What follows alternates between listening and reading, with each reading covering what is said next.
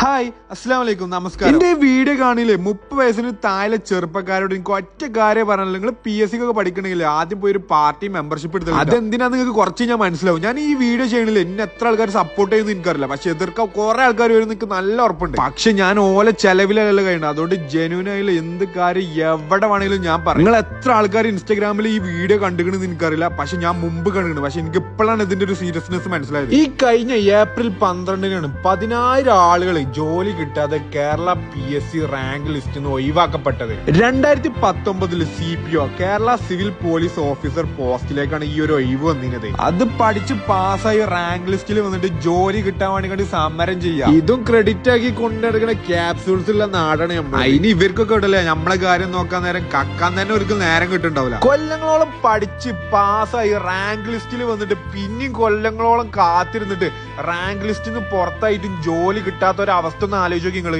ഇതൊക്കെ നടക്കണേ നമ്മളെ ദൈവത്തിന്റെ സ്വന്തം നാടായ കേരളത്തിലാണ്, അല്ലാതെ വേറെ എവിടെയല്ല. നമ്മളെ നികുതി പണം കൊണ്ട് ടൂറും പോയി ആഘോഷിച്ച് നമ്മളെ ഒരാളെ പോലും കാണാൻ വരാതെ നമുക്കൊരു ഉപകാരം ചെയ്യാത്ത ഇമാതിരി ഊള ഗവൺമെന്റിനൊക്കെ നമ്മൾ എന്ത് സപ്പോർട്ട് ചെയ്യണം, എന്തിനു വോട്ട് ചെയ്യണം? ഇന്ത്യയിൽ ജനിച്ചു വളർന്ന ഓരോ ആളുകളും മനസ്സിലാക്കേണ്ട കുറച്ച് കാര്യങ്ങളുണ്ട്. വോട്ട് ചോദിച്ചു വരുമ്പോഴേ നിങ്ങൾക്ക് മുഖത്ത് നോക്കി പറയാനുള്ള ധൈര്യം ഉണ്ടോ? ഉണ്ടെങ്കിൽ ആ വന്ന വൈകിട്ട് തിരിഞ്ഞങ്ങോട്ട് നടക്കാൻ പറഞ്ഞുണ്ട്. ഇനി ഏതെങ്കിലും പാർട്ടിക്കാരനാക്കാൻ വരുന്നവരോട് എനിക്ക് ഒറ്റ കാര്യം പറയാനുള്ളൂ, ഐ ഡോണ്ട് കെയർ.